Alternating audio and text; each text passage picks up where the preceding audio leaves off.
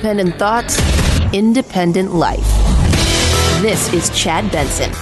Moderna's U.S.-developed vaccine now seeking emergency approval from the FDA after final analysis of its Phase 3 clinical trial showed it to be 94.1% effective. The company's now the second to seek emergency approval after Pfizer.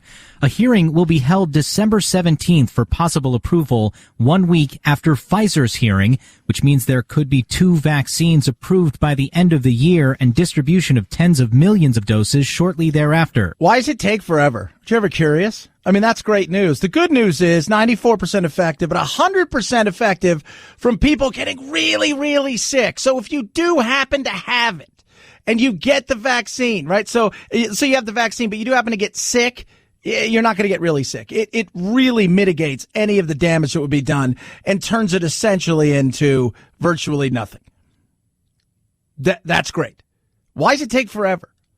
Why is it taking so long? Because this is the world we live in now.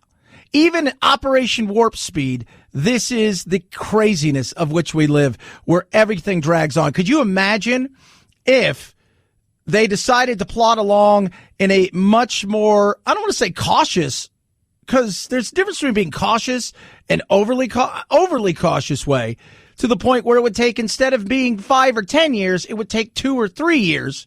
That's insane. That is insane. But that's good news. So they're going to meet tomorrow, the CDC, and apparently vote on who gets the vaccine first. Is it going to be the elderly along with healthcare workers? Is it only going to be healthcare workers and whatever's left will go to the elderly?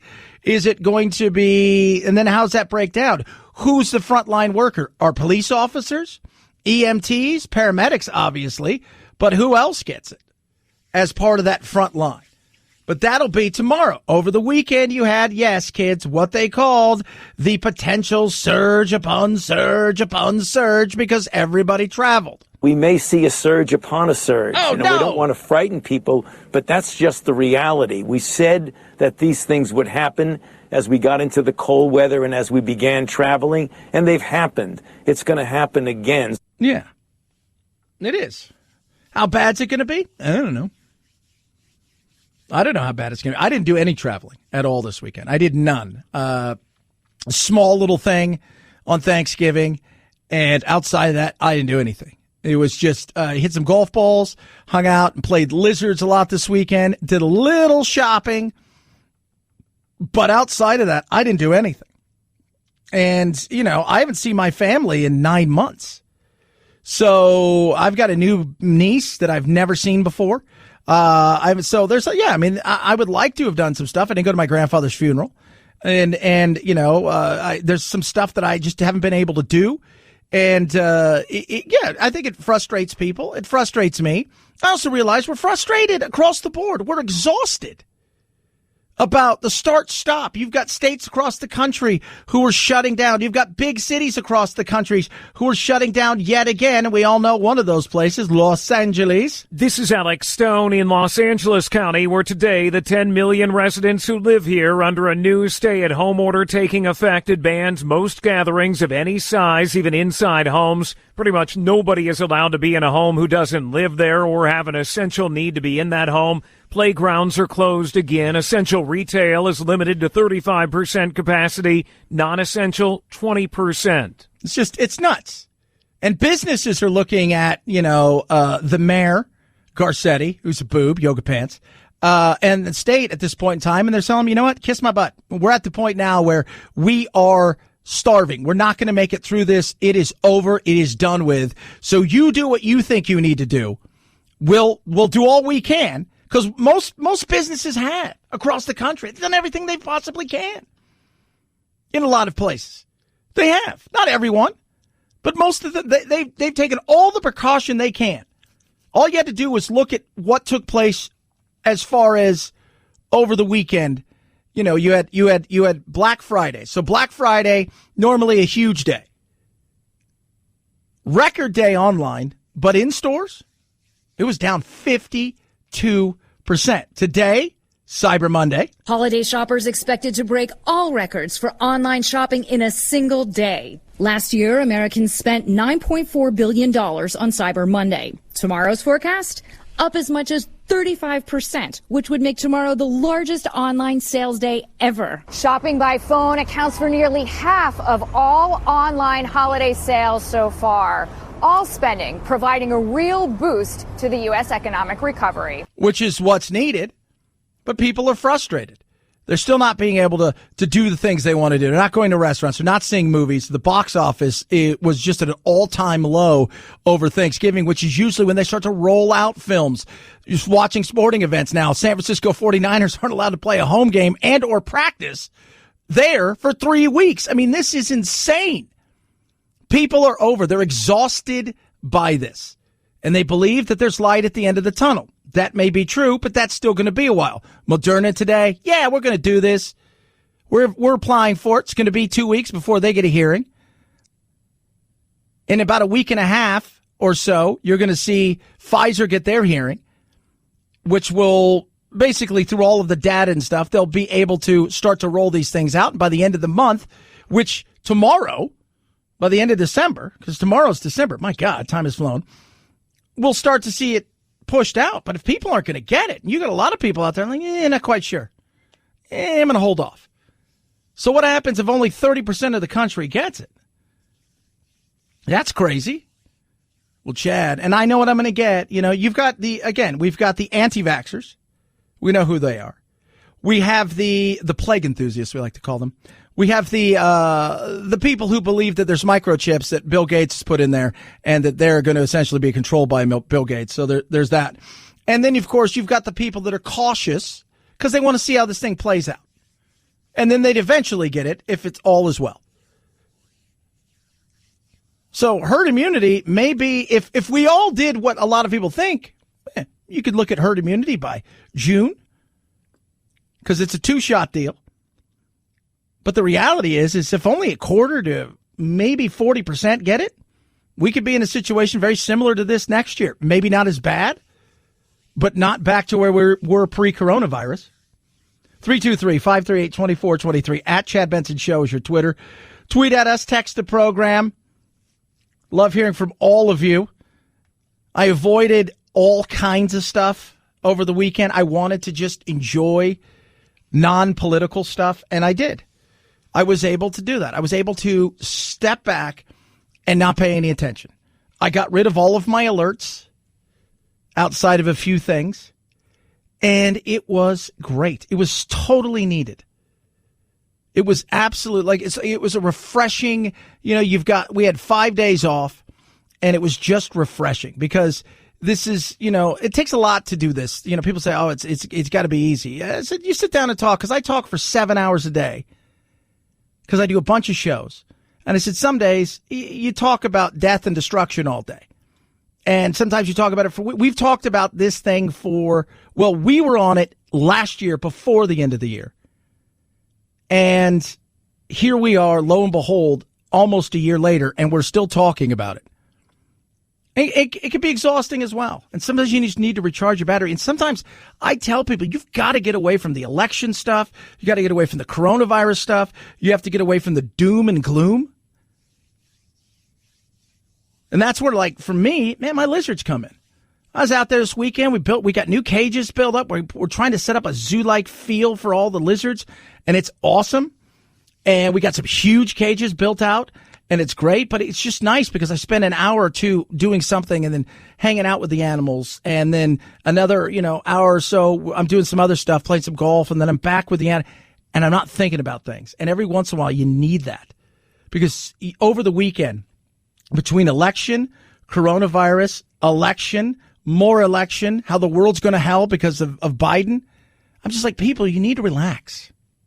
Take a deep breath. Smell the roses. We're not going to hell in a handbasket. The world's not over. Biden is going to be sworn in. We'll touch on that in a little bit.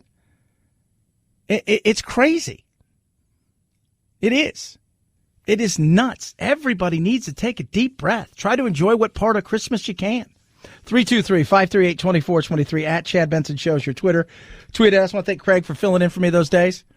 Do appreciate that. We'll talk about Raycon. Christmas is here. It's awesome. So all the kookiness and craziness going on. Everything that's happened this year. I want everybody to know Raycon has been a huge helper for me when I go out and I play golf. Because I take it and I listen to my audiobooks and my music, and that's another one of the escapes that I use, and it is incredible. I love it. Everybody, if you have a chance, get the best earbuds around. Absolutely the best earbuds. Seamless Bluetooth pairing, comfortable noise isolating fit. Right out of the box, you can start listening, and you keep listening for hours upon hours. The quality of the audio is amazing because of that fit. They're amazing. Great Christmas gifts for everybody. Now, normally, I was looking at Cyber Monday, Black Friday deals, Cyber Monday deals. The best Cyber Monday deals I saw on some of these things were like the name brand was like $169, $210. These start well under $100, and you're going to save 15% right now. Okay? Go right now, save big, and save 15% by going to buyraycon.com/Chad. buyraycon.com/Chad. Save big now. buyraycon.com/Chad. Chad Benson Show.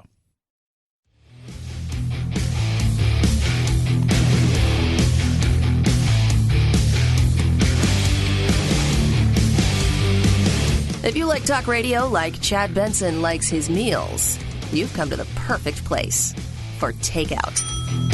Iran vowing revenge for the killing of their top nuclear scientist.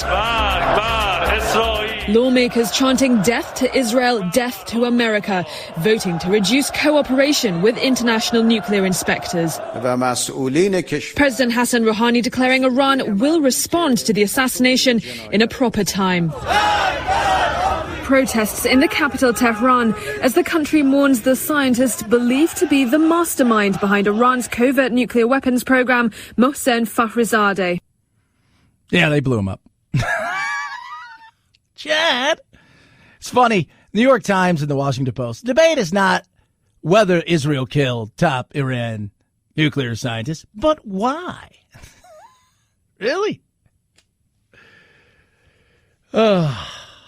Because they're looking around and they don't feel like there's any stopping them. Can you blame them? Let's look at the track record in recent decades of the world trying to stop psychopathic regimes from getting nuclear weapons. And not just North Korea, which we did nothing. Eventually Pakistan has their nuclear power, for those of you not keeping score. So, what's wrong with Pakistan? I don't know. What do you think? Throwing it out there. They've had some issues, Pakistan. Very much so. So, let's take a step back and say to ourselves, Iran was never going to keep their end of the bargain. You give them 30 days to get inside and to go wander around and look around. But the 30 days is the 30-day notice. So they could take their stuff and they could bounce. They could do all kinds of things. There's no surprise. Hey, we're here to show up. Just take a look. See what's going on. And they thought, you know what? With Biden coming in, there's probably not going to be a diplomatic path. And Netanyahu believes there's not going to be. He said as so. On top of that, he wanted Saudi Arabia to be part of this, Netanyahu. They supposedly, wink, wink, didn't meet, but kind of met, surprisingly, behind closed doors in Saudi Arabia just a few weeks ago. But they don't buy that this isn't, something to be worried about. Maybe it is. Maybe it isn't. The reality is, and this is something that they've been aiming for years. This isn't something new. And now they said they're going to get back at Israel. We'll see what they do. I'm sure they will try. And they probably will do something, and then something will happen, and then there'll be an overreaction, and then it'll go back and forth. But at the end of the day, this is another one of those situations where I think they look around and they say, well, Trump's leaving, and he's been kind of somebody who's been helping around here keep the peace. He's brokered a lot of deals. Biden's coming in. He's not going to be as pro-Israel as Trump has been. So we could be in a situation that looks completely different right now. So let's take this opportunity while we have the chance. Plus Netanyahu's had some issues as well. So this is where we are. But they did blow him up. Apparently there were 62 people involved with that. 62 people involved with that assassination. 323-538-2423 at Chad Benson Show is your Twitter. Tweet at us, text the program. Love hearing from all of you. Those of you know that today is Cyber Monday, but tomorrow, Giving Tuesday is make or break time for some nonprofit groups, and especially this year. In Alexandria, Virginia, Lisa Jacobs says costs have risen for her tutoring group. Virtual tutoring is more expensive than what we normally do. It's taken more staff time. We had to buy more books. While Amy Rutherford of Old Town Business appreciates the donations for the local Animal Welfare League. Thank you for opening your purses as much as you have in your pocketbooks, as much as you have this year, but please keep the giving going. Giving Tuesday started in 2012 as an initiative between New York City's 92nd Street Y and the United Nations Foundation. Yeah, and a lot of people out there struggling this year, more than before. The strides we've made, I read a great article talking about the strides we've made with poverty over the last several decades are it's going to be a struggle over the next couple of years to get back to that level. And I think we will. I think we're in solid ground once we get past this. I do believe that, we're not going to be in this malaise for 5 years. I think once we get past this and we get to the point where we resume where we were pre-coronavirus, that we will ramp up and take off fast, but it's not going to happen until we get to that herdish immunity, whether that's through vaccines and people being exposed or vaccines just alone. That I can't tell you, but I think it will take off. But right now, so many companies, nonprofits, individuals are struggling. If you'd have told them a year ago that they would be in this position, they would look at you and say, no chance. Well, the chance has arrived. 323-538-2423 at Chad Benson Show is your Twitter. Tweet at us, text the program. It's the Chad Benson Show.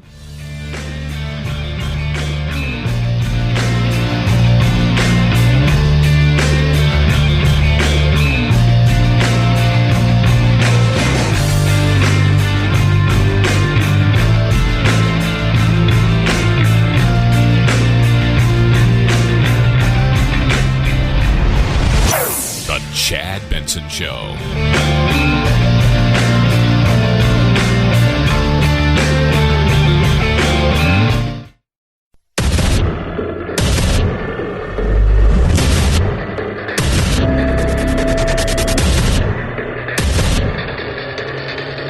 Independent thoughts, independent life.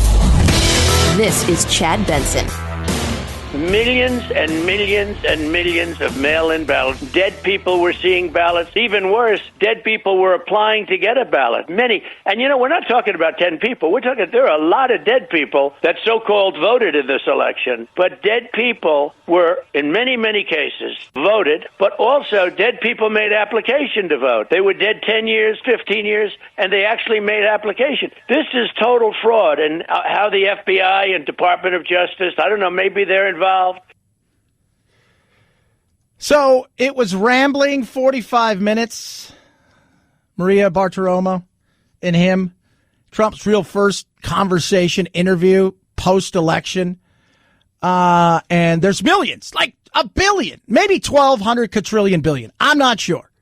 But there's millions of billions. My thing is, and I'll continue to say it, proof. It's a crazy thing, proof. But let's see some proof. This election was rigged. This election was a total fraud. And the problem we have, we go to judges and people don't want to get involved. The media doesn't even want to cover it. They know how fraudulent this is. We don't have freedom of the press in this country. We have suppression by the press. They suppress. You can't have a scandal if nobody reports about it. Some of that's very real. Let's be 100% honest. Some of that is real. And there may be some real reasons to ask questions about some of these things. Now, is it enough to tip the election? It is not. On the 14th, I think now, the Electoral College is going to meet. Are they going to do something crazy and say, no, it's got to be Trump? No, that's not going to happen.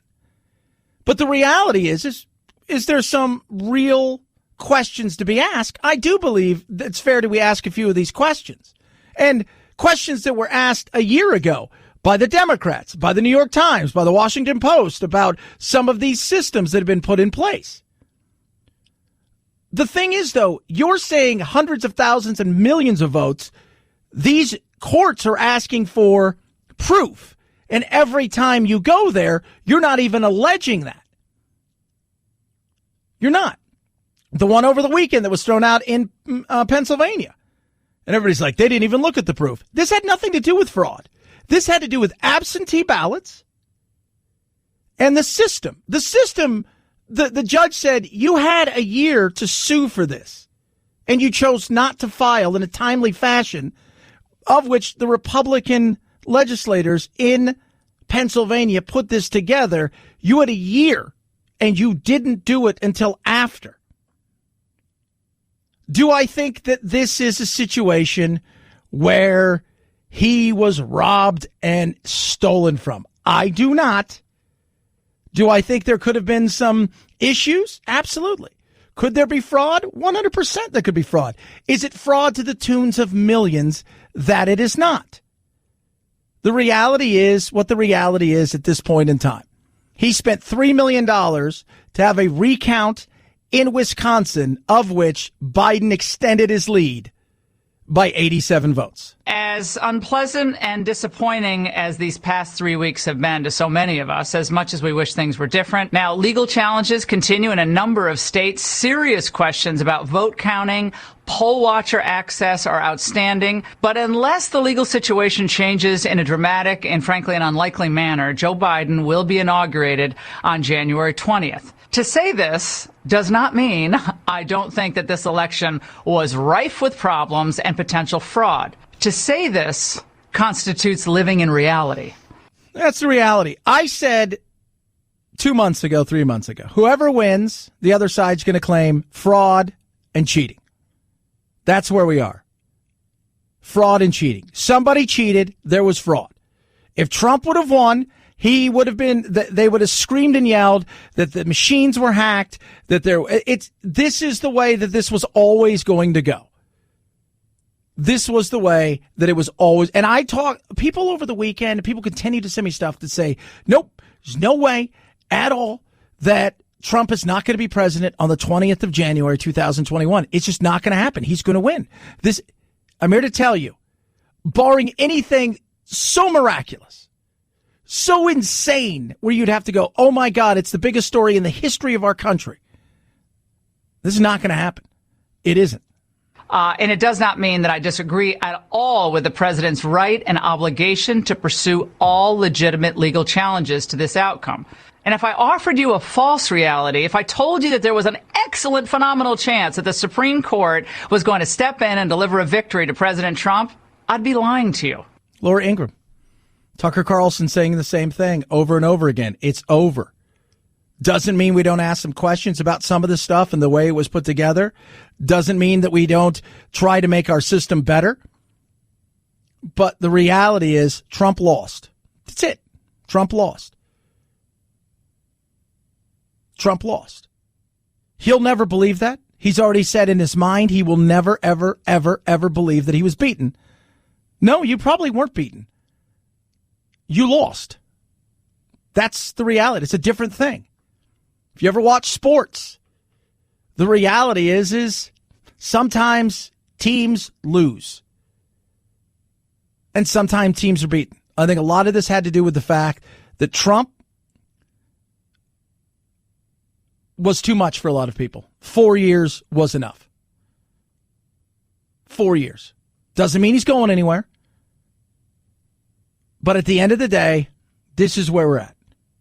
At the end of the day, we're here looking around and waiting for some proof. And I've heard in my business, I pretty much know everybody. The people that you think, oh, that big guy, that lady, I know them all. And they're all saying the exact same thing. You got to show proof, man. You've got to show proof. I don't see it. I don't. It's over. We're moving on. 323-538-2423. At Chad Benson Show is your Twitter. Tweet at us. Text the program. pumped and excited because Moderna's U.S.-developed vaccine now seeking emergency approval from the FDA after final analysis of its phase 3 clinical trial showed it to be 94.1% effective. The company's now the second to seek emergency approval after Pfizer. A hearing will be held December 17th for possible approval, 1 week after Pfizer's hearing, which means there could be 2 vaccines approved by the end of the year and distribution of tens of millions of doses shortly thereafter. Yeah, and that's going to be awesome. Huge. And then the distribution will come. The other good news with this, while it's 94.1% effective, it's easier to keep, doesn't need special refrigeration. On top of that, it's 100% effective of mitigating, if you do have COVID, it getting worse. So there's no severe cases, and that's big. What are the side effects? Both of them have side effects. How bad is it? The first dose, nothing. The second dose, kicks you on your butt, potentially. Not for everybody, but for a majority of people, headache, maybe a small fever, very lethargic. You kind of potentially feel like crap for 12 to 24 hours, and then you wake up and get moving. Some people, it's a little bit longer. Some people didn't have any issues. But that's a bonus right there, that we're getting that close. And then tomorrow, the CDC is going to meet, and they're going to vote on who gets it distribution-wise first, and that's going to be good news. Moderna's vaccine uses messenger RNA that triggers an immune response, creating antibodies to fight off the virus. And unlike Pfizer's vaccine, Moderna's can be stored in standard freezers for 6 months and in a refrigerator for 30 days. That's awesome. Easy to use, easy to probably get, easy to push out there. Now, there's still a lot of stuff out there that they're working on to make it so we have something that if you do get this, the virus, and the virus isn't the thing that kills you. What happens is the virus makes your immune system go nuts. And then that's what starts you down the slippery slope. Tricks your body into fighting itself, essentially. So this one will probably be easier and more readily available. Then you've got the other one that's out there that they should roll out potentially, and that's the AstraZeneca Oxford one. But that is also 2 dosages. It wasn't as effective as these, but when they play around with it, it seems to be pretty effective. Meaning maybe if they underdose in certain parts. So we'll see. I'm pumped. That's what we need. Now, how many people are going to get it? Couldn't tell you. Could be immediately, once this thing rolls out by February, March, April, where it's totally available. I figure by January, February, it'll be available everywhere. It doesn't mean everybody's going to get it. And what does that look like? If you don't get it, and you say, I'm going to take my chances. Okay, you don't get it, you take your chances. Does that mean that 25, 30% of the nation has it? If 25 or 30% of the nation has gotten the vaccine, what does that look like as far as getting our lives back to a normal day-to-day pre-coronavirus? That's something I couldn't tell you about because I just don't know.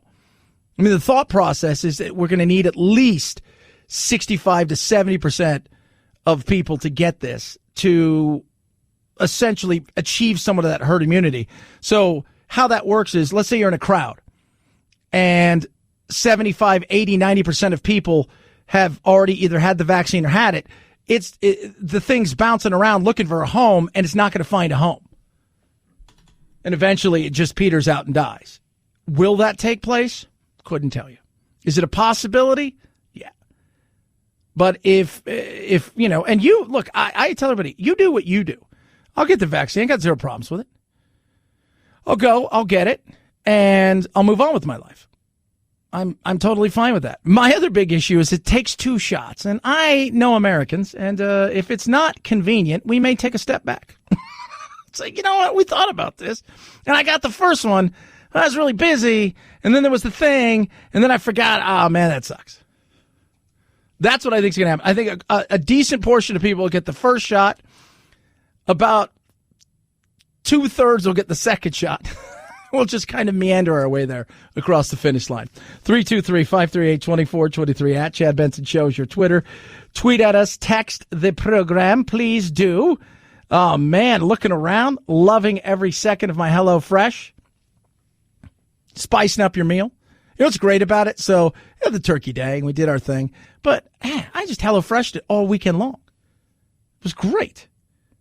Get a new box delivered today. It's America's #1 meal kit. It is what? Contact-free, shipped directly to me. It's inside of a big box, inside of a bunch of other things. It's all of my meals sourced directly from the growers. It's fresh, and it's amazing. 22 chef-curated recipes. I'm doing low-calorie right now because I indulged a little bit. They got family-friendly options, which are amazing, and they've got vegetarian as well. So you don't have to worry about meal planning. That's the other thing. Because as much as I was home, I started to realize it is annoying trying to figure out what I want to eat. It's like you're standing in front of the pantry and the door, and you're like, oh, God, I don't even know what to eat. What's the easiest thing? You're like, I'm hungry, but I'm just going to have a bag of chips. I mean, this is great. Save big, too. 40% versus shopping at the store, and I don't waste any food because they're portioned properly. Save time, save money, celebrate the holidays right now. HelloFresh, the big Cyber Monday, Black Friday sale still going on. Use promo code Benson90. HelloFresh.com, promo code Benson90, $90 off and free shipping.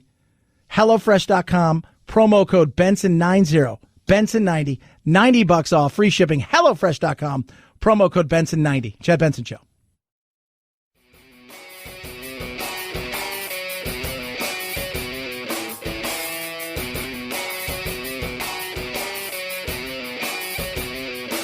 Being antisocial sucks. Hang with Chad's friends on Facebook, The Chad Benson Show. And if you just need some alone time, head on over to Twitter at Chad Benson Show.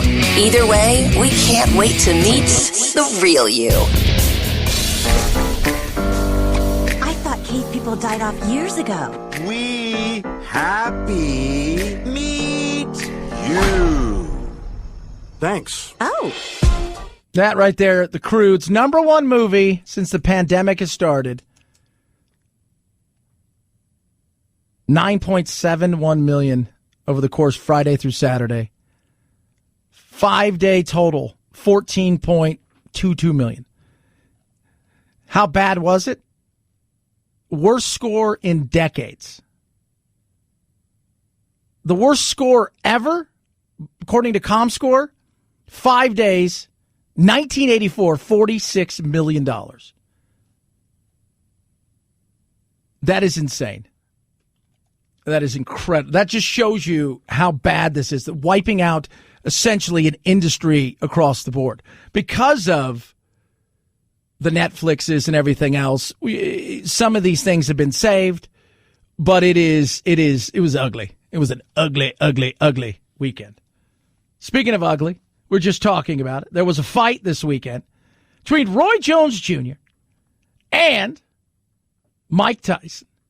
It was interesting, to say the least. I thought Mike won the fight, and I think Mike's 55. Roy's 51. Mike hasn't fought in well over a decade. Roy's fought, I think he fought 2 years ago. But still, it was, you had two legends in the ring. I wanted to go to distance. This is all about going to distance, and that's what I wanted to do. I'm really interested in that. I've been training as I got older, I'm training for duration now. Before I used to always be interested in the quick kill. And I really learned at 54, I really found out I didn't know nothing when I was champ. That was just youth. My body feels splendid. I want to beat it up some more. Yeah. Now, I watched it. Jake Paul fought. Was it Jake Paul or Lowe? It was Jake, right, that fought? Yeah, it was Jake. It was Jake. So you got the YouTube guy, Jake Paul, who he fought in the undercard against Nate Robinson, former NBA slam dunk champion, and he crushed him and it was quick. And but these two, older, Tyson looked like a beast. He did. He still looks like a beast at his age. I mean, anybody's 54, 55, whatever. I don't think he knows how old he is. He's 54 years old. And, he wanted to go for the distance. Question is he going to fight again? I think he will. Mike can fight anybody if he just keeps going and stay in shape like he's doing now. Because it surprised me that he was able to go them 8 rounds like that. And so with him going 8 rounds and strong like he was, he's capable of fighting anybody. Because truth is, people going to have a problem getting out of the first couple rounds with him. That was the hardest part, is getting past them first 2 or 3 rounds. So if he catch you, you're going to have a problem. Because, I mean, like I said, I was feeling everything, you know. So I know that he's a really exceptional puncher still, and he can do anything he wants to do. You know what I mean? For him, it makes sense to do it the smart way, but he can do anything he wants to do. Yeah, there were 2-minute rounds because they were an exhibition. That's how they got through so they could fight. 2-minute round, no winner. Both got a belt, essentially. If you looked at the numbers, Mike outboxed him, threw 3-4 times as many punches. And I think at times I thought Mike probably could have finished this thing off. But Mike said a year ago, I don't want to get in the ring. I don't like that Mike Tyson. And then his wife told him he was fat. Next thing you know, he said, hey, what started out as a 15-minute getting in shape turned out 2-3 weeks later, I'm doing 2 hours on the treadmill. And then away it went. 323-538-2423 at Chad Benson Show is your Twitter. Tweet at us. Text the programs to Chad Benson Show.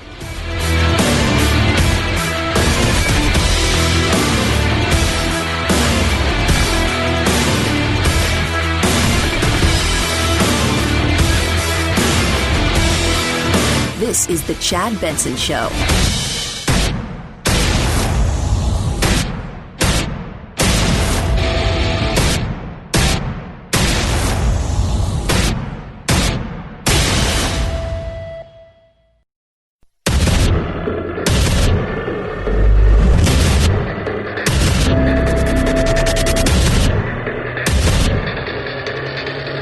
Independent thoughts, independent life. This is Chad Benson. Moderna's U.S.-developed vaccine now seeking emergency approval from the FDA after final analysis of its Phase 3 clinical trial showed it to be 94.1% effective. The company's now the second to seek emergency approval after Pfizer.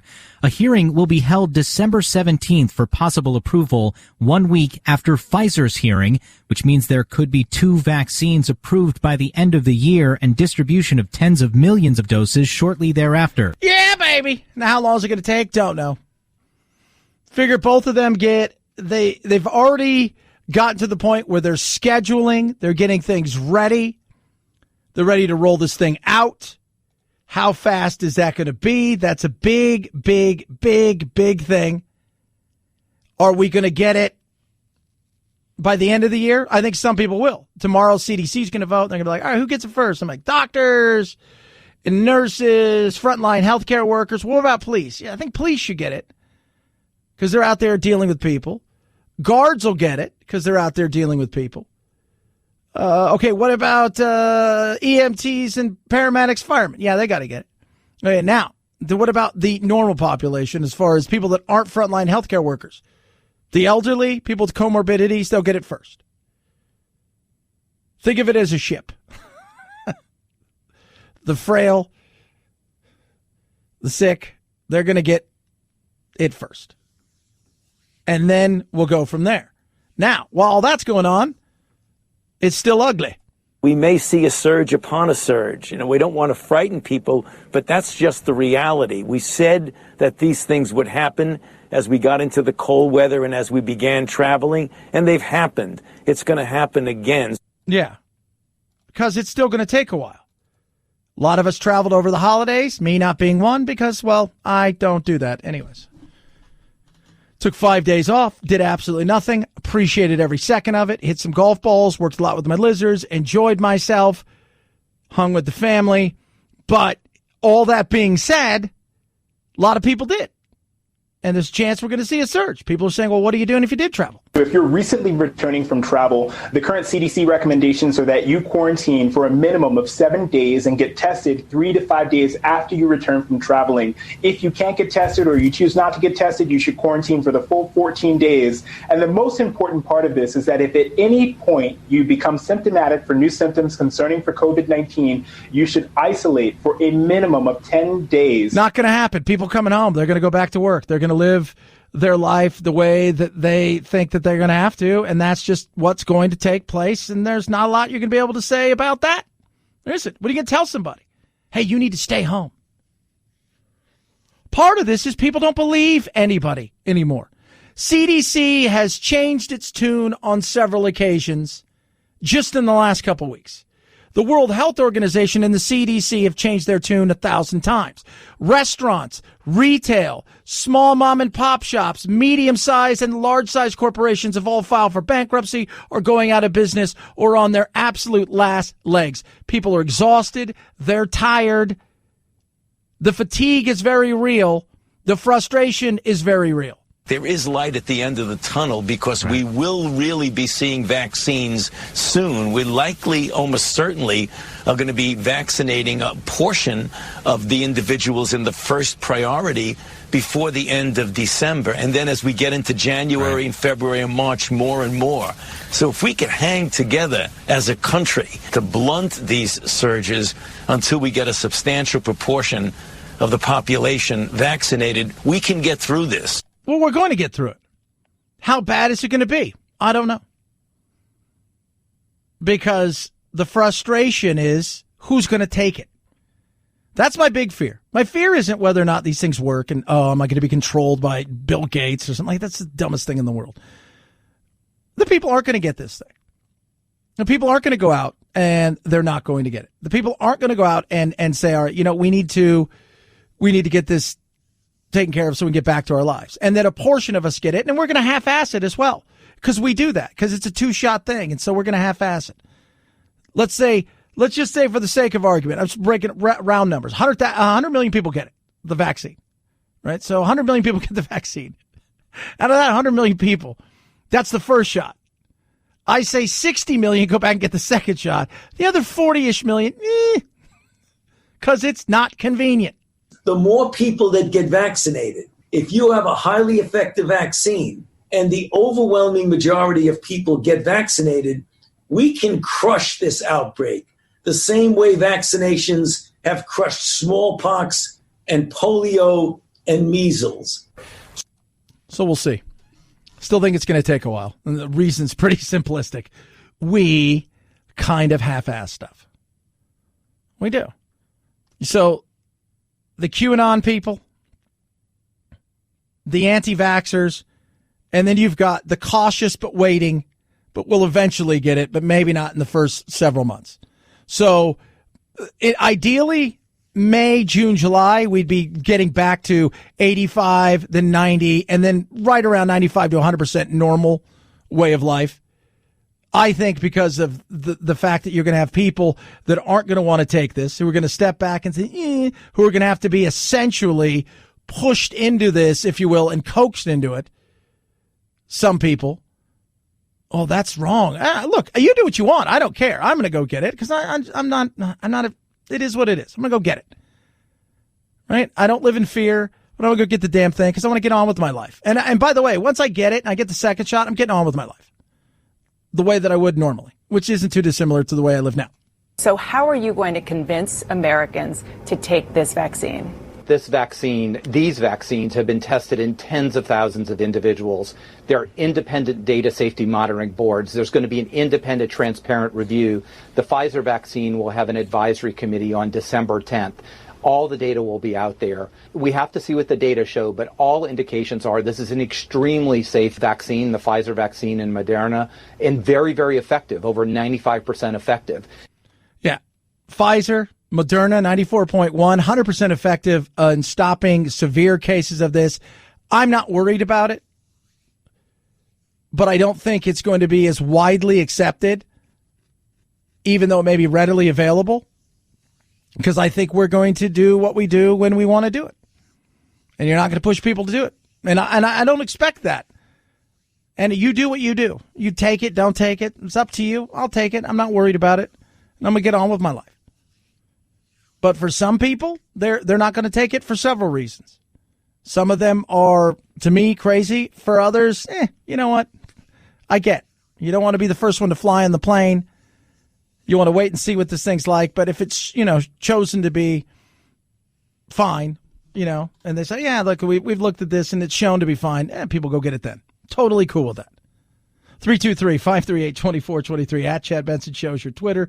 Tweet at us, text the program. So you had Black Friday sales everywhere, extended through the weekend. Quite frankly, it's crazy deals that are going on. But today's always been one of those things where regardless of what you're doing, whether you're indoors or outdoors, it's a huge day. And of course, this is Cyber Monday. The top sellers over the holiday weekend: toys, electronics, AirPods, and air fryers. And Cyber Monday today is expected to be the biggest shopping day ever online, with sales expected to top more than $13 billion. And that sounds like a big number. It still might not make up for the loss of what's happening in stores. Which is true.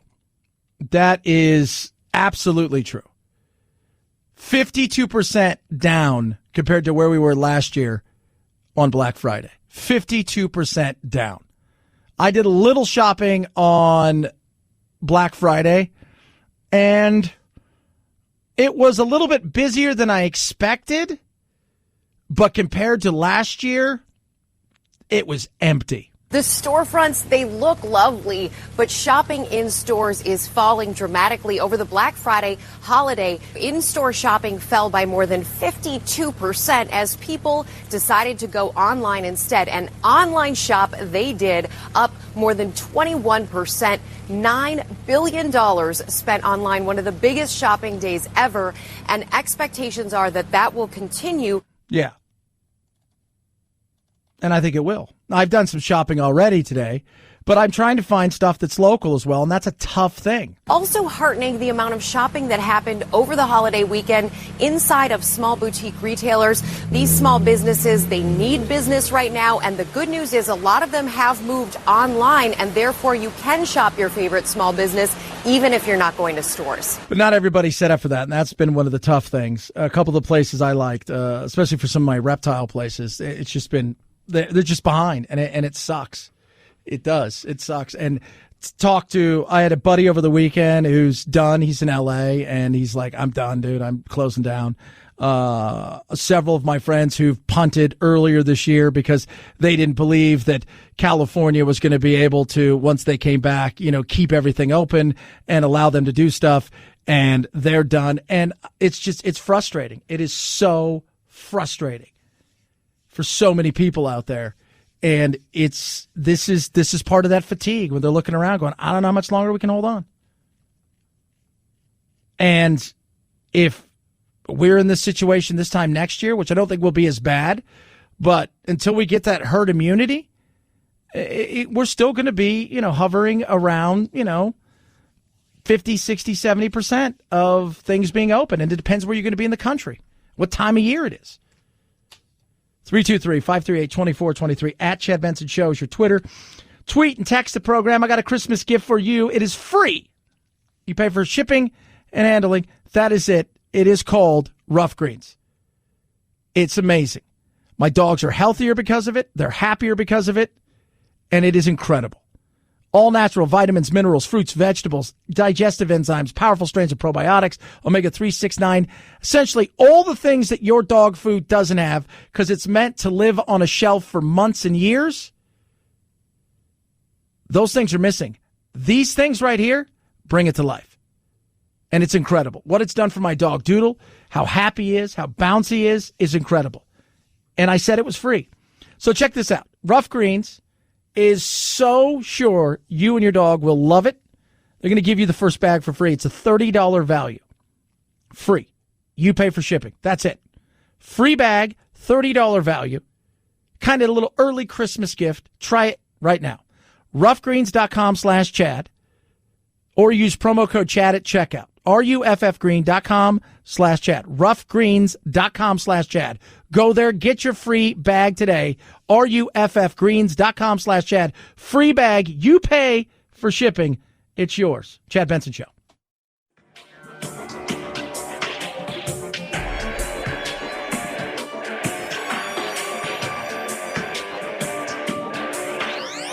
Warning, no snowflake zone. Uninformed opinions are in danger of melting. The Chad Benson Show. 5, 4, 3, 2, 1, 0, ignition, liftoff. Now it's time to find out what's trending. What's trending? Yeah, what does that mean? I mean something, right? Like it's trending on the old internet. What's trending? Let's see what's trending in the world of trending stuff, shall we? I think we shall. Let's start first and foremost in the magical world of Twitter, where everybody hates each other, because that's what we do.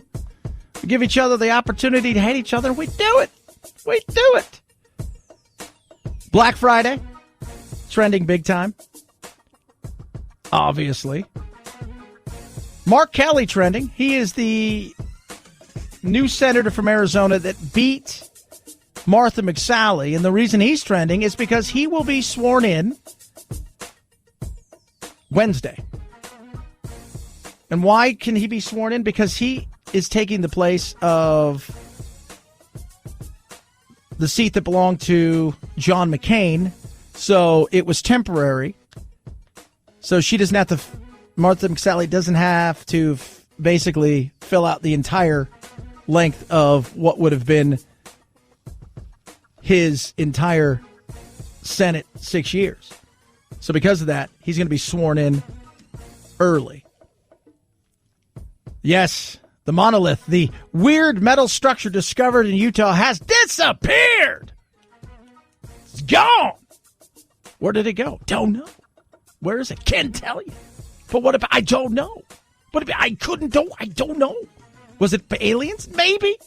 But most likely it was weird artist. Head on over to Google. Number one thing trending over 1 million plus searches, Cyber Monday. David Prowse passed away, 85. He was the original Darth Vader. Not the voice, but the dude. Lots of football stuff. We're going to touch on some of that in a minute.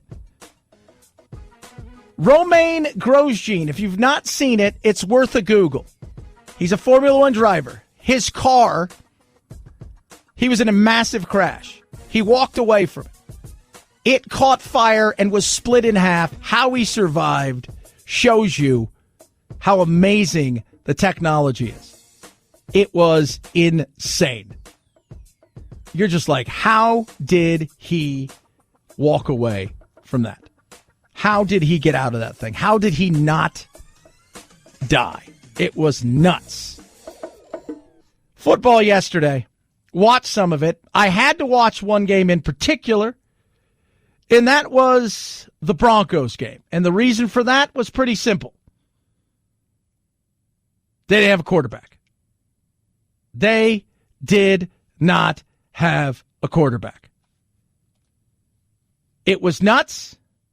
It was crazy.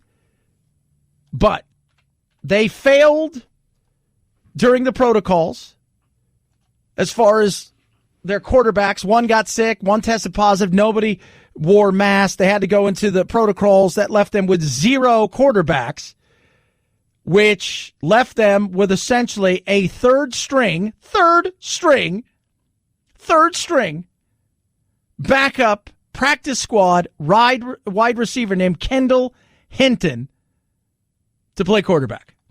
I can easily say, this has been the most eventful 24 hours of my life. But, when I got the call, it was pure excitement. Of course, there was nerves and disbelief, but, the encouragement the team have gave me and, guys just keeping me up the whole time, they made it a lot easier for me. Yeah.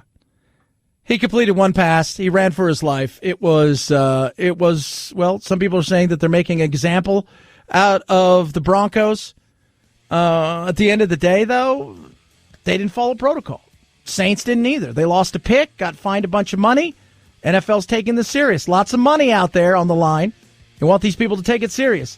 Well, it's kind of a joke yesterday, though. Chad Benson Show.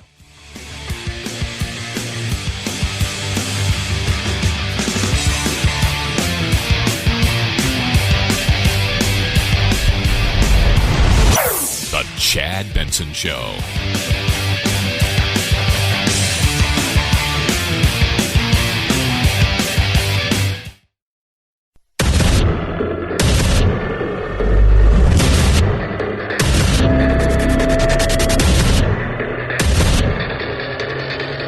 Independent thoughts, independent life. This is Chad Benson.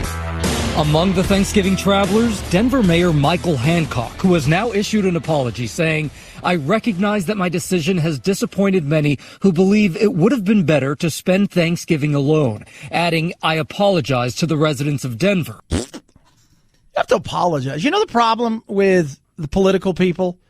In particular, the mayors and governors who go and do things and then they tell you not to do something. That's the problem. They tell you not to do it. And then they do it. No, don't do this because it's bad. Wear your mask 24/7, even inside. Don't get on an airplane. Don't go anywhere. Stay inside, quarantine, hide under your bed. Don't do anything.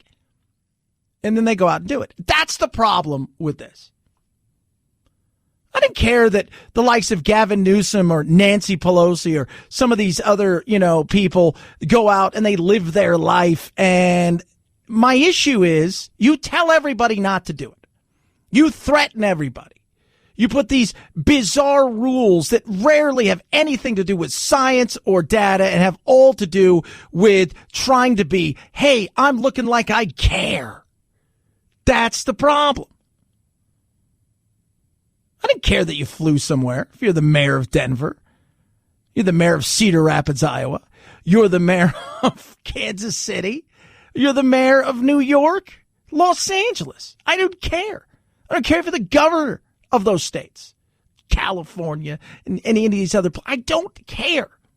I care about the fact that you tell everybody not to do things, that you come down and you bust everybody up when it comes to their businesses, that you put out these rules that aren't based in facts, like the one in California right now when it comes to restaurants and, about, no more outdoor dining and none of this stuff. And then they're like, well, what's that? Well, this was a CDC study. And then you find out the CDC study is not even really a CDC study that's new. It's 7 months old and it has to do with indoor dining, but it doesn't matter. Those are the things that piss people off. Not that you do them. It's that you do them and then don't want anybody else to do it. Look, it's here, but we've got, in theory, help getting closer on the way. In theory, we should see it. And we're going to see people early on getting vaccines that need them. One of those things should be teachers. The default position should be to try as best as possible within reason to keep the children in school or to get them back to school. If you look at the data, the spread among children and from children is not really very big at all, not like one would have suspected. So let's try to get the kids back, close the bars, and keep the schools open. Yeah. One of the things that's frustrated, we've talked about this, several months now. That data over and over again have shown that the kids don't really spread it. Flu is worse for them than this, and especially from children to adults. Not that it can't happen, but anything can happen. We can't live our life based on anything could happen, so we don't do anything. Who's going to get it first, though? The CDC panel is meeting tomorrow to discuss the priorities. It'll likely be first responders and the most vulnerable first. Now, typically they do this after a vaccine is authorized, but in the hopes of trying to get folks that shot in the arm within 24 hours after FDA authorization, they are fast-tracking it this time. Yeah. Vulnerable, first responders, people that should get it. Those are the people that should. The vulnerable, in particular, the elderly. Somebody said, well, what about, some of the other people? Well, let's say something. If you've put yourself in a poor situation, maybe you should take it with the rest of everybody. Right? You smoke for 40 years and you have emphysema. Maybe, just maybe, you're going to have to wait. Chad, how dare you say, I'm just throwing that out there, right? You're 75 and, time has kind of got to you and it's a little different story. But we need to be smart. It shouldn't be a battle, but it is a battle. We battle everything. Case in point, wouldn't be a fun day if we didn't have ourselves a little bit of Karen. Because I will take this all the way. I am going now to court to fight masks, and you are not going to tell me what to do. Give me your card with your name, because this branch is going to hear your name. You're going to become famous. Do it now. Do it now. You work for me. I do not work for you. I've been a customer since 1990. Were you born then? Shame on you. So that's a woman at a bank, New Jersey, Inglewood. It's a city bank. She's pissed, obviously, because she didn't have a mask on inside the branch. Can't do that. Can't do that. How many of you watch shows now that are several months or years old, and you'll see people get close and like, they're not wearing a mask? That should not be imprinted in our mind, but it is. Like they're touching. They're not wearing a mask. Oh, sweet Jiminy Cricket. What could potentially happen?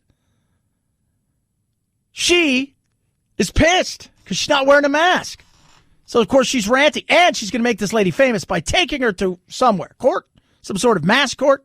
What? This is giving you the right to be a bully? Because you're brainwashed? I'm a scientist. There is no corona. Don't make me wear your mask. Are you trying to kill me? What happens if you have corona? Did you just say you're trying to kill me? I want to know because we're on camera. Did you just suggest for me to wear your dirty mask? Give me your name and your number now. You're done. You are done. Wait. I don't know how people act so calm, because for me, I'd be like, this is time for me to perform. Because the smart ass of me is like, I'm going to so wait a minute. There is no corona, but if I gave you my mask, you could catch corona. Which is it, ma'am? Is there no corona? Or if I give you my mask, there could be corona? Second thing, what kind of scientist are you? I'm curious. Are you a virologist? What kind of scientist are you? Maybe you're a rocket scientist. Maybe you are, your science is, based in, I don't know. I mean, just what kind of science are you? Because you say you're a scientist. There is no corona. People are nuts. It's been a while, though, since we've had that. Because for a while, people just didn't. It's crazy. It's crazy, friends. But she was really upset. And she's going to make that woman famous. Oddly enough, never said her name. So maybe the fame isn't as big as we thought it was going to be. 323-538-2423. At Chad Benson Show is your Twitter. Tweet at us. Text the program. Was it too woke? I kind of thought it was. I'll be 100% honest with you. Saturday, history made. The announcement being made over the public address system number 32. Sarah Fuller set to kick off for the Commodores.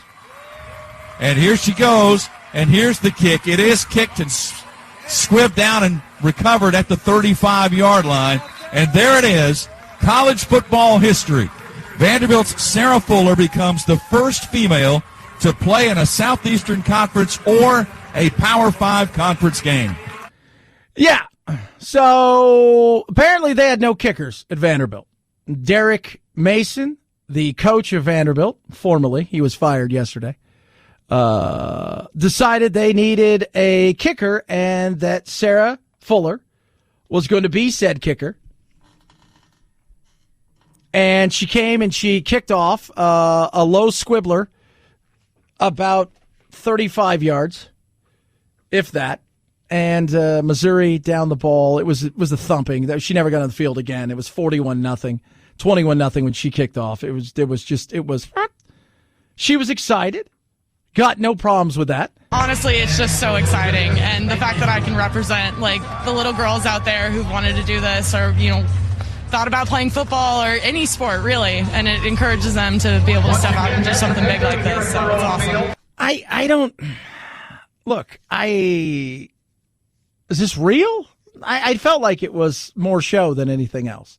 Not that she can't kick. I mean, again, she's a goalkeeper for the Vanderbilt Commodettes, the soccer team. I don't know what you call them. But 6'2". She's all, it's not like she couldn't do it, but, Jason Whitlock asked a very interesting question. Are you serious about this? Was there no male soccer players that maybe could, there wasn't? Well, Chad, this is about maybe she's the only one. Well, the team sucks, so they fired their coach. Maybe she's the only one who would take the job. I don't know. But it did feel a little wokey for me. I mean, it was cool. Go ahead and do it. I got no problems with it. I don't. But it is, it's just the wokeness of it all. That's the thing that I just sit there and I scratch my head. It's like, you know, are you trying too hard? Again, he was fired yesterday. Just to give you a, you know, they were awful, and that was being kind. They lost 41-0 yesterday. Saturday. They are 0-8 this year. His record, I think it was 27-50. So it didn't save his job. People will love me. I'll bring a girl on the team. They'll love me. And it's Vanderbilt. Vanderbilt is, of the SEC teams, they're the ones who will win all of the debates, and they're all smart. It's the smarty pants school. At the end of the day, though, it's not a football school. But I thought, well, maybe she'll bang one down the field and it'll be cool. She hit a squibber. I said something to somebody this weekend. They're like, could you do that? I'm like, yeah, I could, actually. A couple months ago, we were out just goofing around, see how far. I hit a 45-yarder. I'm almost 50, be 50 next month, and I hit a 40-yarder left-footed. Yeah, I could do that. I could. Could have been another girl that could have done it. Maybe further. Maybe they should let her punt. They needed a punter. Why didn't the punter kick? That was my other question. You have a punter because your team sucks. You probably should have 3 because their legs will fall off. But no. Felt a little gimmicky. And not that there shouldn't be the opportunity, because go ahead, let there have opportunity. I'm all about equal opportunity. I just felt it was a little gimmicky to me. 323-538-2423 at Chad Benson Show is your Twitter. Tweet at us, text the program. There's girls on TikTok and Instagram I see that can kick the ball 50 yards. Just saying. Putting it out there. That's it. HelloFresh. Amazing. America's #1 meal kit. I joke and call it's a food puzzle. It's kind of what it is. Delivered directly to your door, like low-calorie, vegetarian, family-friendly options. I'm on the low-calorie right now, and it's great. Right? It's sourced directly from the growers. It's totally fresh. You got 22 chef-curated recipes each week, so you'll get, let's say you get your 5, 6, 7, 8 meals, depending on what you choose. So you go and you take them out and say, all right, here's the deal. We're going to do this tonight, whatever you decide to eat, because maybe you can have it for lunch rather than dinner. And you take it out, and you look, and it's a meal puzzle. It's got the directions right. There's even pictures. If I can do it, anybody can do it. You can have your meal ready within 20 to 30 minutes on your table, eating it up. Saving big as well. Up to about 40% versus shopping at the grocery store. It's portioned perfectly. There's no food waste. It's awesome. So you're asking yourself, Chad, what kind of deals are they running there? Let me tell you something. A little Black Friday, Cyber Monday deal going on right now. You go to HelloFresh.com. When you do, use promo code Benson90, Benson90. $90 off and free shipping. HelloFresh.com, promo code Benson90, free shipping and $90 off. HelloFresh.com, promo code Benson90. Enjoy it. You're going to love it. It is so easy to do that I did it. HelloFresh.com, promo code Benson90. Chad Benson Show.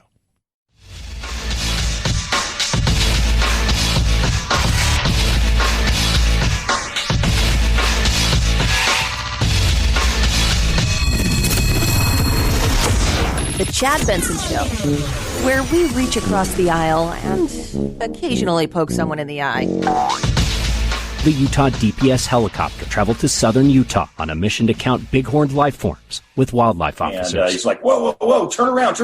And I was like, what? And he's like, there's this thing back there. We got to go look at it. The crew had spotted an object of unknown origin on the red surface. Okay, the intrepid explorers go down to investigate the alien life form. Alien life? No, it's not alien life form. What is it, though? I would say it's probably between 10 and 12 feet high. We were kind of joking around that if one of us suddenly disappears, then I guess the rest of us make a run for it. So I'm assuming it is, some new wave artist or something, or somebody that just is a big 2001 Space Odyssey fan. Yeah, I have to admit that's been about the strangest thing that I've come across out there. Anthony sent us something earlier. If you've not seen this thing in the Utah desert that people are going out to look, scaring them. We showed up and there was nothing there. For a moment, we were just in disbelief, what is happening? It was really scary. I was nervous. I was nervous. But Anthony sent us something on Twitter, and maybe we'll post it a little bit later. It made all the sense in the world. If you've been at Southwest Airlines and you see the grouping you're in because they're on those metal things, that's exactly what it is. That's exactly what it looks like. The question is, what happened? It's gone. Let's take a look. There's some metal something right here. Maybe epoxy. It's gone. It's gone. It's gone. It's an artist. You know it's an artist. It's got to be, right? Like, that's what it is. It's an artiste who's done something artistic, if you will. And then people started talking about it.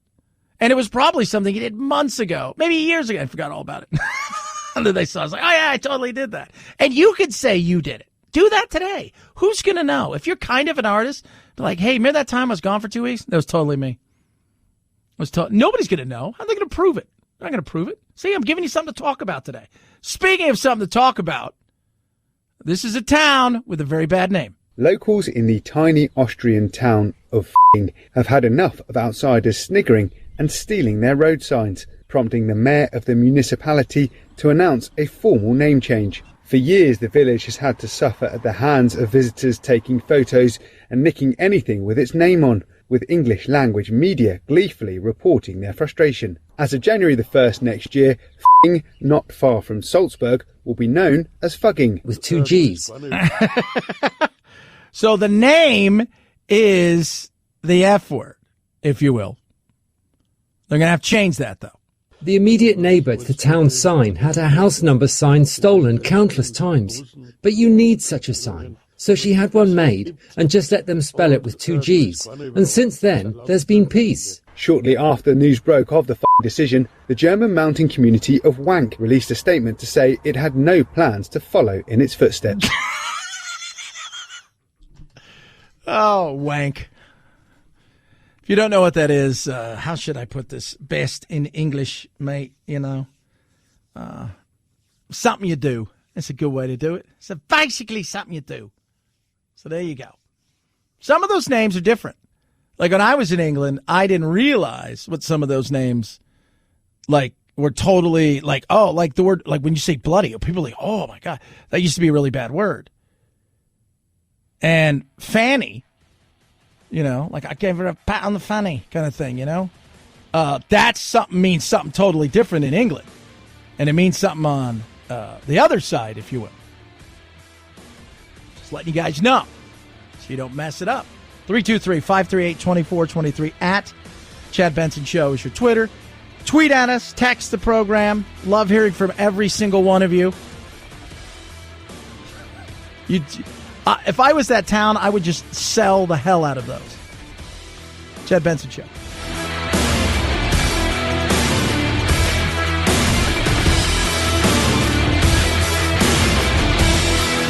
This is the Chad Benson Show.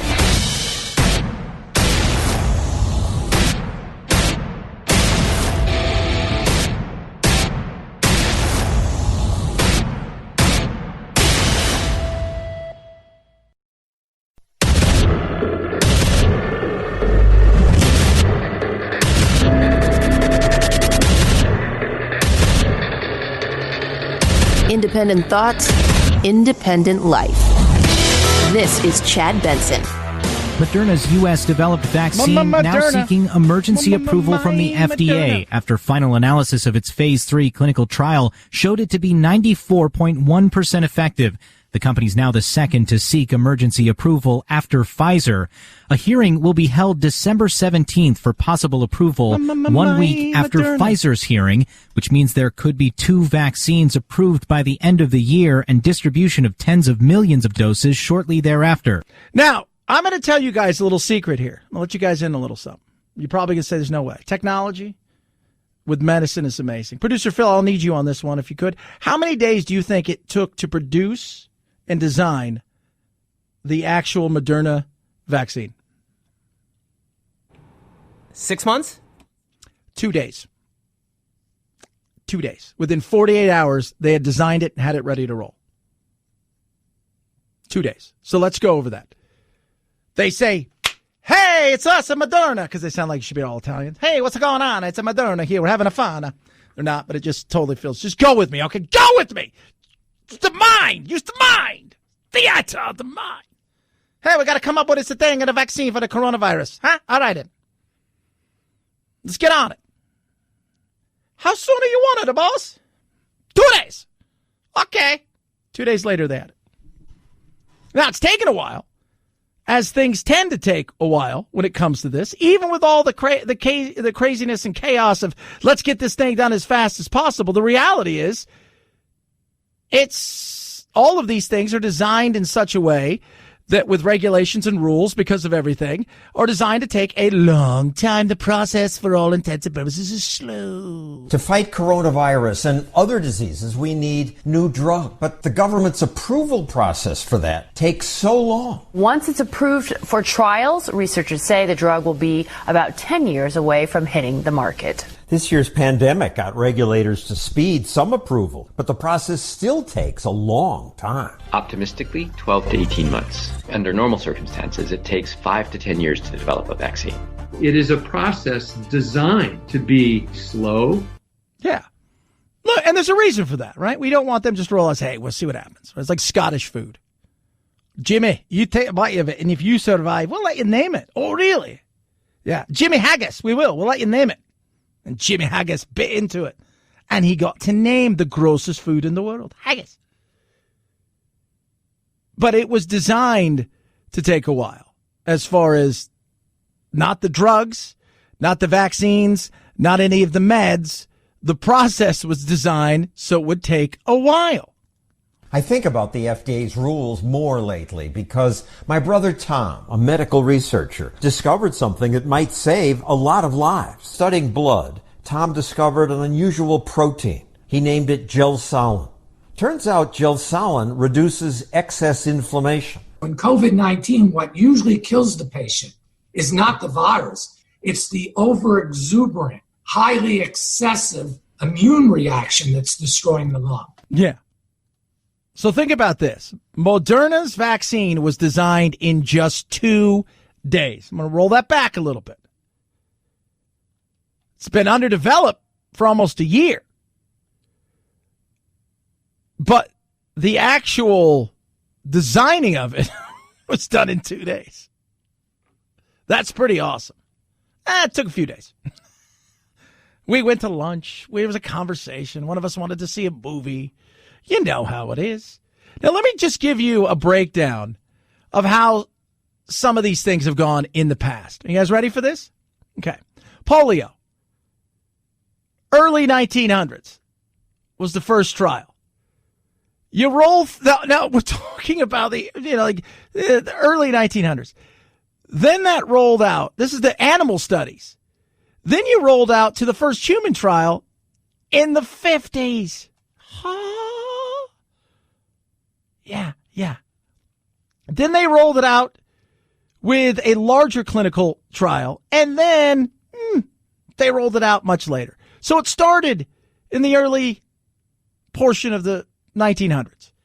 Typhoid fever. They went straight to human trial, but it still took a long time.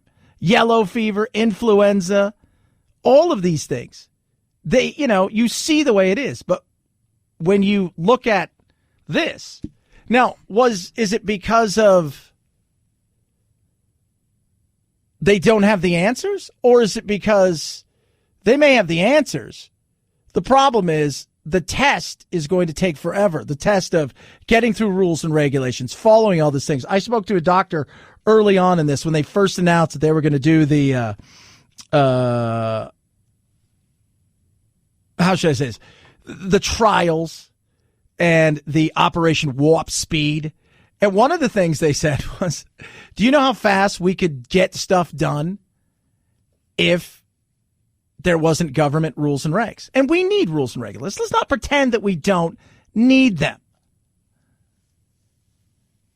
But at the end of the day, you have to ask yourself, do we overdo it at times? Now this company, BioAegis, is trying to get the FDA's permission to give Tom's protein to people with diseases like pneumonia, sepsis, and coronavirus. We are not helpless here. That the gelsolin that's depleted can be replaced. Will replacing gelsolin save lives by reducing inflammation? It did when BioAegis gave some to sick mice. The mice treated with some extra gelsolin got better. Yeah. So you got Stossel's brother, who's got this great thing and would like to see it rolled out and like to see it given a try.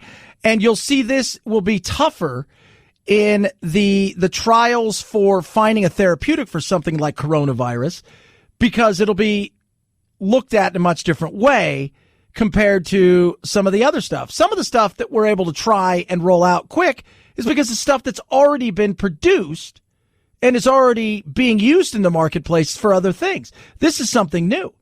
The pandemic has caused some of this red tape to disappear, but not all of it. And it's not about getting rid of all of the red tape. It's not about being safety. It's about, can we be overcautious, and have we allowed the government to take something like the FDA and turn it into a business to the point where it is ridiculous? The potential benefit is enormous. This could be a major step, a miracle drug like antibiotics were. We do want to make sure new drugs are safe. But in a pandemic, shouldn't there be a faster way to get promising treatments, ones that have already been proven safe, to people who might benefit? There ought to be. There should be. And I know that Trump has the right to try, but I think there's ways that we can go about it. And it's not about getting rid of rules and regulation. It's about bringing government in particular, I think, up to speed with the way that business is done. And the way that business is done is lightning fast comparatively to government, because you have very little accountability in government. 323-538-2423 at Chad Benson Show is your Twitter. Tweet at us, text the program. Do love hearing from every single one of you. So Trump sees dead people, plenty of them. Millions and millions and millions of mail-in ballots. Dead people were seeing ballots. Even worse, dead people were applying to get a ballot. Many. And, we're not talking about 10 people. We're talking, there are a lot of dead people that so-called voted in this election. But dead people were, in many, many cases, voted. But also, dead people made application to vote. They were dead 10 years, 15 years, and they actually made application. This is total fraud. And how the FBI and Department of Justice, I don't know, maybe they're involved. Maybe they're involved. Now, we're going to break this down a little bit more. And I'm very interested in, could Trump be right and at the same time be wrong? I think that's a real possibility. Because I do think that there was, the system isn't as secure as it should be. I think the hurried up way that mail-in ballots were put out there in some states, and we saw that even in the primaries it failed, we have to look at this. Do I think, though, that he was cheated? We're going to talk about that and what some other people are saying, because, we're going to get it out there. We are, because I'm as straightforward as you're going to get. I'm as transparent and as real and as fair. 323-538-2423 at Chad Benson Show is your tweeter. Tweet at us. Car Shield, baby. 24/7 roadside assistance. A rental car for free. Buy cars in the shop. Make great presents to get the family members this year. So many people out there know that if something goes wrong with your car, right? So especially this time of year, but now with all that's going on, your choice is, I got to get rid of my car and get a car payment that I don't want, because you don't have a warranty anymore. And for some people, they have warranties, but not for everything. They have a warranty for the engine, but they don't have a warranty for what goes on inside of the car, the electronics. This is where Car Shield comes in. When the car is 5,000 to 150,000 miles, they will get you covered for covered repairs, so you don't have to worry about the check engine light coming on. You can take it to your favorite dealership. You get 24/7 roadside assistance, a rental car for freeway cars in the shop. You pay a small deductible. They get everything else handled. And it doesn't matter where your car has troubles. Let's say you went and visited grandma and grandpa or mom and dad, and they're 1,000 miles away, and you drove there in your car and you have issues. Doesn't matter. They get it handled for you right then and right there. And you save big, kids. I'll tell you why. You save 10%. Just by using code Benson. That's what I want you to do. Call them today. Tell them exactly what you're looking for. Be specific. 800-665-2157. 800-665-2157. Use code Benson. When you do, that saves you 10%, or visit them online, carshield.com, carshield.com. Use that code Benson to save 10%. A deductible may apply. Chad Benson Show.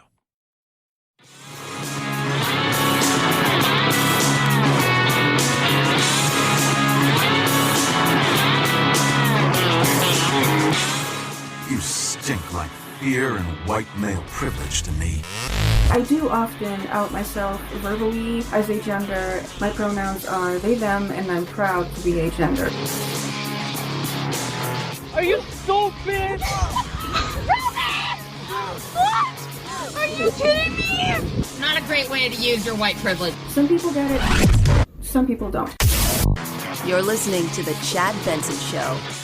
Millions and millions and millions of mail-in ballots. Dead people were seeing ballots. Even worse, dead people were applying to get a ballot. Many. And, we're not talking about 10 people. We're talking, there are a lot of dead people that so-called voted in this election. But dead people were, in many, many cases, voted. But also, dead people made application to vote. They were dead 10 years, 15 years, and they actually made application. This is total fraud. And how the FBI and Department of Justice, I don't know, maybe they're involved.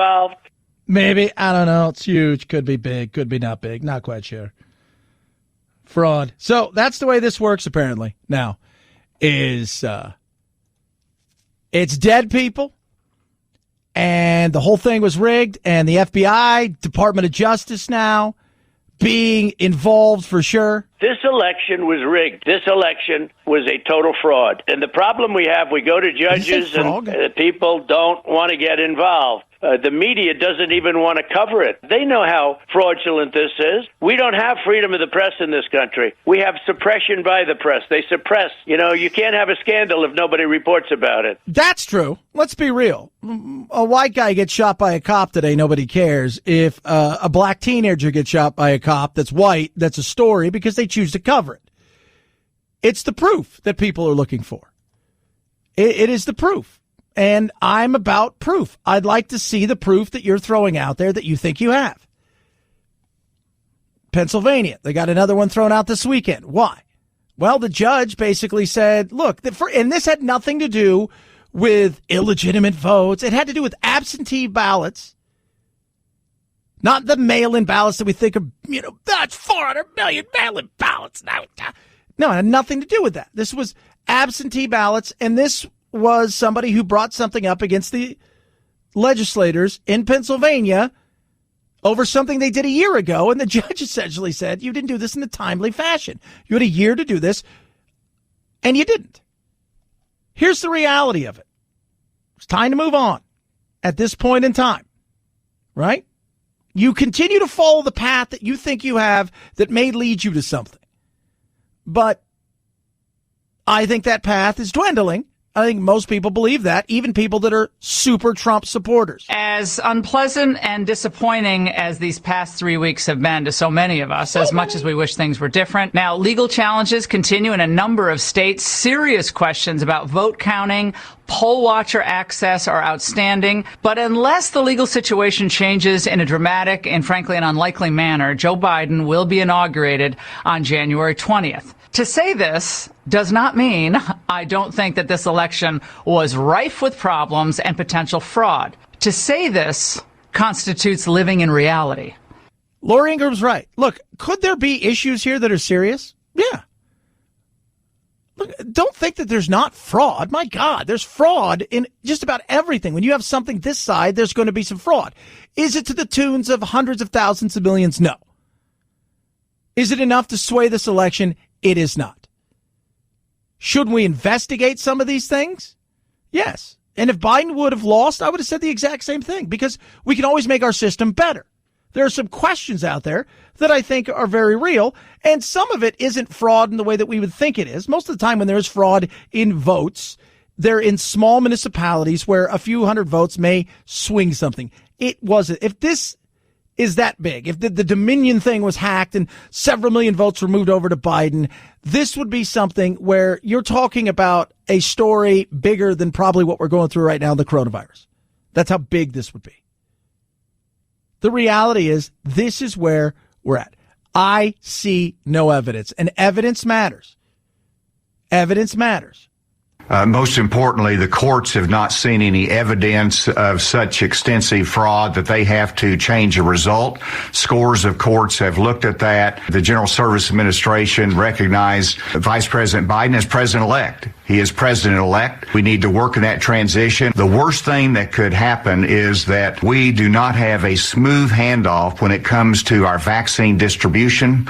And that's big. That's Asa Hutchinson, governor, Republican, Arkansas. He's right.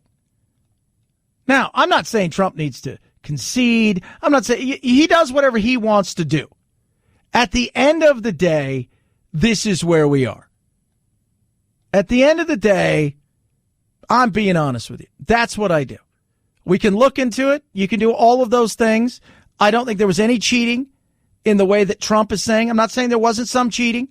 I'm not saying there wasn't some, but also let's also step back for a second. Let's not forget there are people that are human beings that made some mistakes, I'm sure. To the tunes of several million, no. Not everything is nefarious. Sometimes it's just incompetence.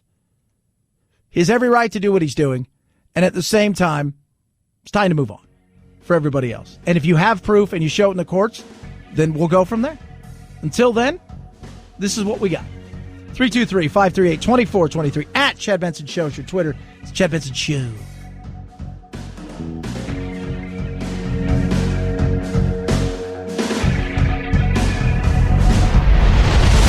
The Chad Benson Show.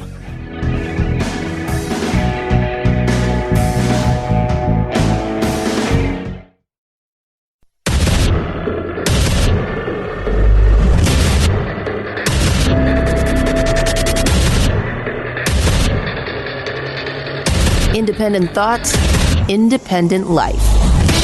This is Chad Benson. As you watched Rudy Giuliani's news conference, what were you thinking? It was upsetting because what I saw was a apparent attempt to undermine confidence in the election, to confuse people, to scare people. It's not me. It's the tens of thousands of election workers out there working nonstop, 18-hour days for months. They're getting death threats for trying to carry out one of our core democratic institutions, an election. That right there is a guy by the name of Chris Krebs. Was fired by Trump because he was the cybersecurity specialist, the guy that headed up the elections, and said, this was the safest we've ever had. Period. Case closed. End of story. And that included something that nobody's talking about.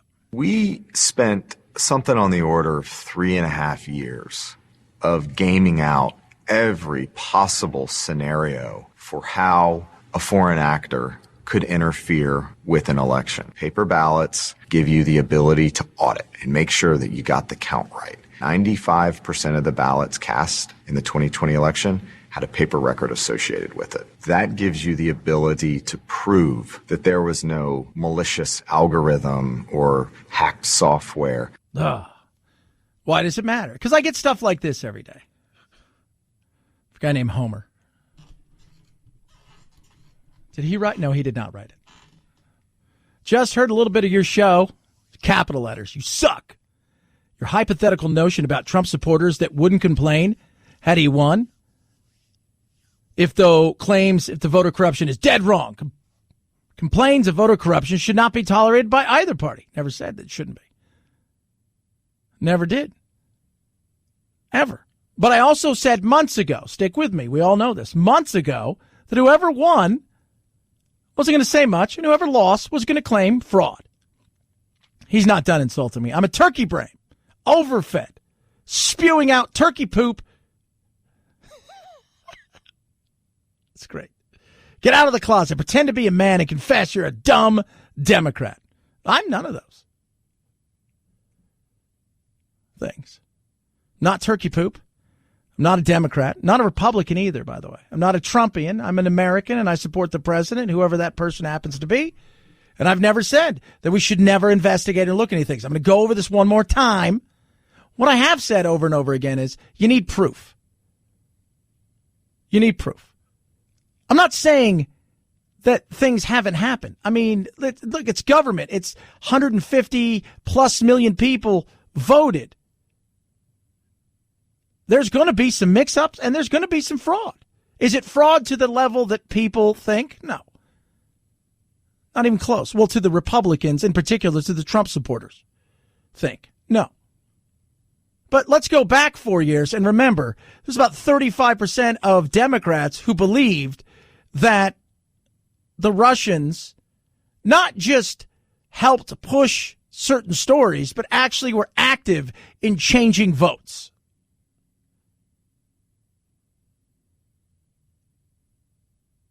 That's the reality of where we live now.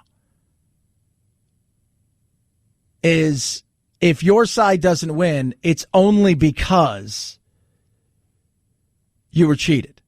Sleepy Joe, he says, did nothing. No enthusiasm, just a few loudmouth and lots of intimidating people and scare tactics. You're an idiot. That's everything I need to know right there. Nobody was excited about Joe. Period. Nobody ever was.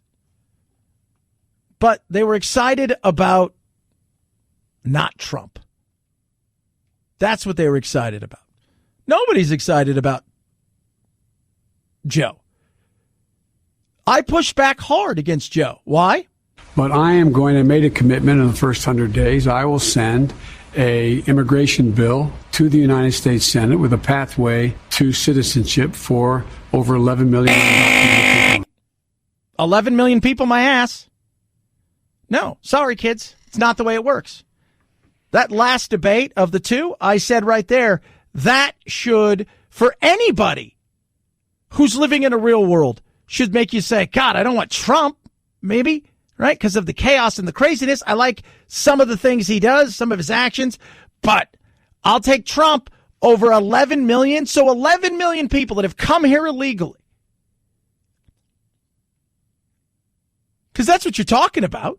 You're not talking about 11 million people that have come here in the legal manner. You're talking about 11 million people. Plus, because that's where we're at. That's the number everybody. It's about 11 million. We know it's not 11 million people. But you're going to say, this isn't DACA. This is 11 million. My ass. I hope both the right and the left kill that thing. This is insane. 11 million, you're just going to hand them a path to citizenship? That is nuts. What else are you going to do, Joe? I will also be moving to do away with some of the damaging executive orders that have significantly impacted on making the climate worse and making us less healthy, from methane to a whole range of things the president has done, as, in my view, has eviscerated the EPA, the Environmental Protection Agency. You saw that coming. Remember, those who live by the pen die by the pen when it comes to executive orders. It's just as easy for the person to come in from behind who takes over for you to undo the things that you have done. And that's what's going to happen for a lot of these things. The EPA is ridiculous. It was because you think about this. We think the EPA is one thing, and that's what we have.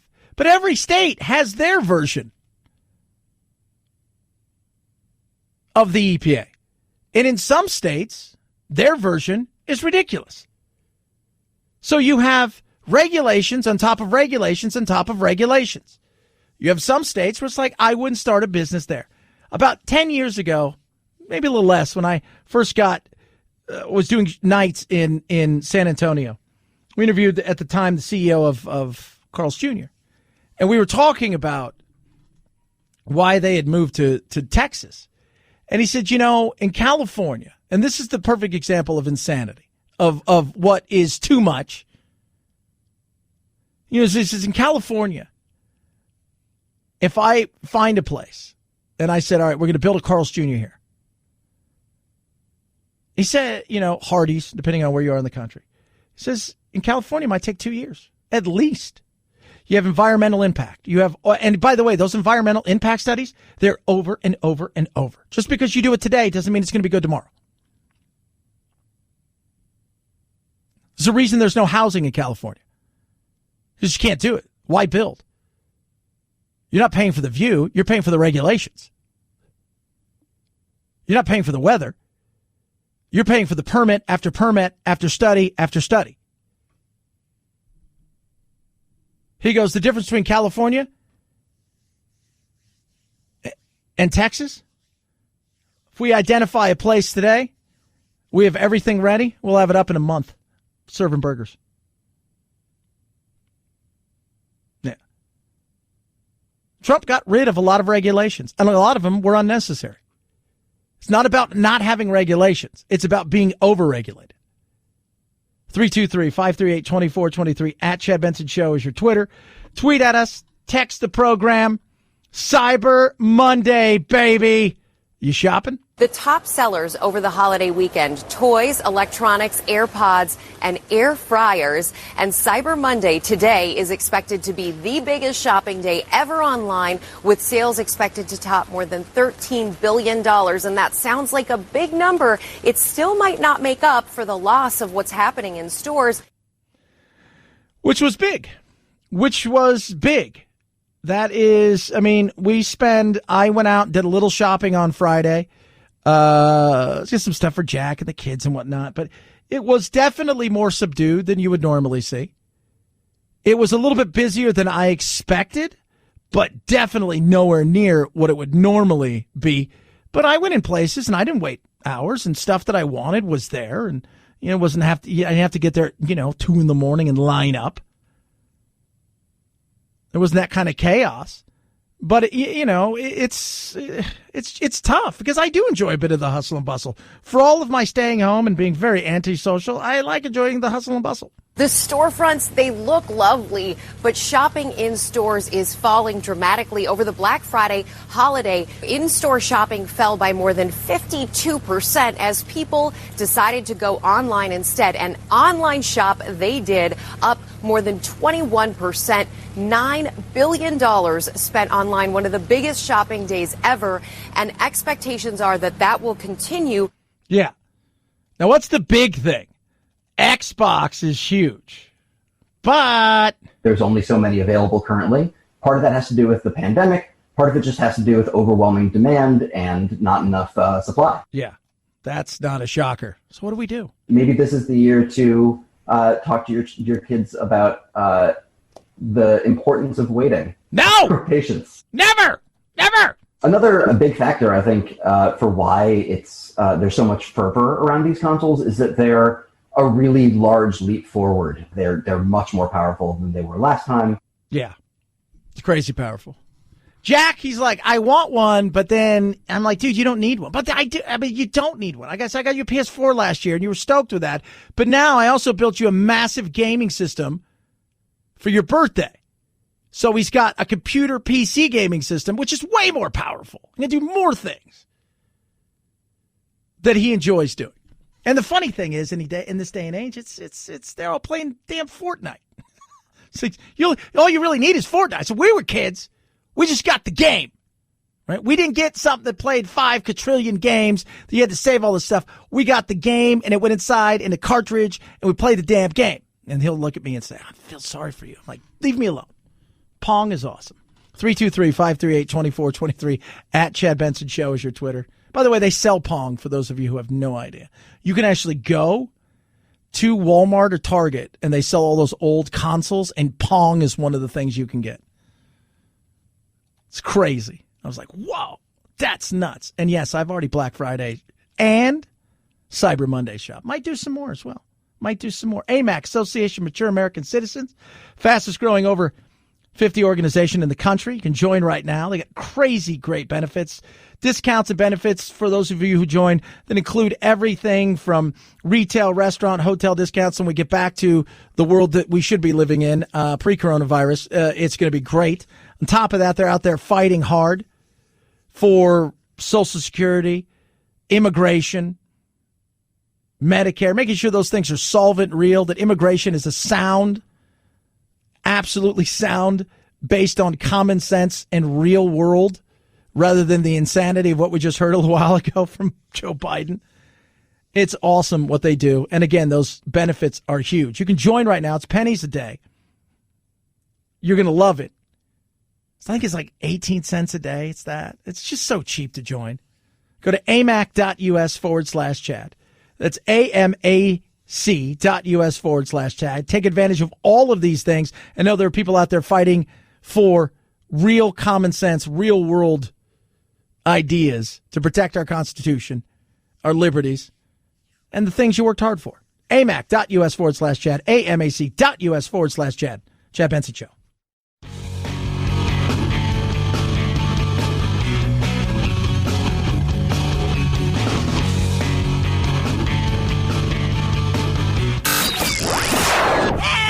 I can't take it anymore! Well, get over it. It's time to forge a new path with your very own political cartographer, Chad. I find your lack of faith disturbing. James Earl Jones famously provided the voice of Darth Vader, but at over 6 feet 6 inches tall, Dave Prowse provided the stature. He wore the iconic black armor cape and face-obscuring helmet in the original Star Wars films. British-born Prowse was a championship weightlifter when he got the part, and even helped train Christopher Reeve for his title role in 1978's Superman. Fellow Star Wars star Mark Hamill tweeted that Prowse loved his fans as much as they loved him. Should have trained him to jump better. Is that wrong, Phil? But it's funny. Oh, Chad, you're just the worst. We're coming for you now after that one. Speaking of people coming for somebody, this is Katy Perry's dad. Are you tired of the division that is destroying our country? Yeah! Are you sick of losing your family and friends because they just don't agree with your political views? Yeah! No matter what you believe, at the end of the day, we are all Americans. And I designed this t-shirt because I want people to know that even though you may have a different political view, I'll still consider you my friend, my neighbor, and my fellow American. So, and she was supporting her dad, and now people are coming for Katy Perry because that's what happens in this day and age of everybody being so woke. And what did the shirt say? Nothing but American. Oh, she's now a xenophobe. You can't win. That's the thing. This is the insanity of the politically correct world. You can't win. You can't. It's there. Everybody's looking to punish somebody for what I don't know. Right? So, perfect example with Ken Jennings. So we were off when this popped out, but I'll talk about it because it's just, so Ken Jennings in 2014, we're in 2020, soon to be 21, made a joke on Twitter about a pretty lady in a wheelchair. Nothing sadder than a hot person in a wheelchair. Right? He said that. He apologized in 2018. The fact that somebody held on to that tweet from a human being, the fact that people are scouring every inch of the interwebs to find something to hammer somebody. That thing's been out there for how long? He had that huge run. He's already done a bunch of stuff. He's an author. But now that he's going to be taking over in the interim for the one and only Alex Trebek, who had a very nice holiday thing, by the way. You know, in spite of what America and the rest of the world is experiencing right now, there are many reasons to be thankful. There are more and more people extending helpful hands to do a kindness to their neighbors, and that's a good thing. Keep the faith. We're going to get through all of this, and we will be a better society because of it. No, it's not a better society. People waiting to pounce on other people for something that they said 5, 10, 15, 20 years ago that nobody was offended by at that point in time. But we decided to have retro anger, and the person that's usually angry has zero to do with any of those things, but wants everybody to know that they're there to be that person to help. Settle down and stop being a victim. It is nuts. You want a better society? Stop being a victim. Stop being a victim. Stand up and say, it was a joke. It was tone deaf based on today's world. Probably wasn't good then, but we're moving on. Didn't hurt anybody. We can't, though. Because now all that matters is how it's taken, not with what's said. You guys have a blessed day. Tomorrow's Giving Tuesday. Give! Today's Cyber Monday. Bye! Do it again Tuesday. Night, night, Jack.